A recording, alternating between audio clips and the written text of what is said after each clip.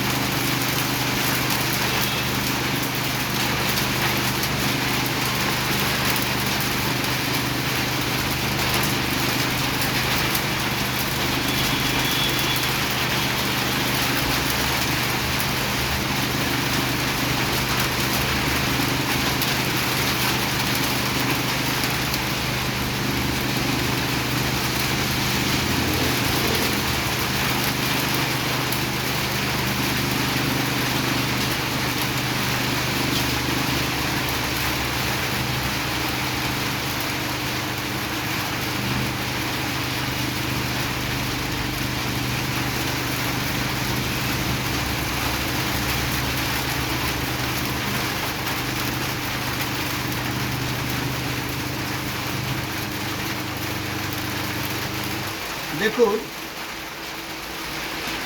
এই ধূপদানিটার এখানে আমরা হোল করে বিভিন্ন রকম হোল করে ধূপদানির স্টিক বসাবো এবং এর ভিতরে যে ছাইটা পড়বে সেটা আমার এই পাত্রের ভিতরে পড়বে।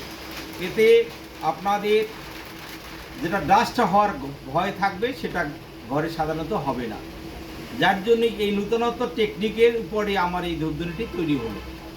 যদি এই ধরনের ধূপদানি আপনাদের ভালো লেগে থাকে তাহলে অবশ্যই কমেন্ট করবেন, লাইক করবেন, শেয়ার করবেন। আপনাদের অসংখ্য ধন্যবাদ।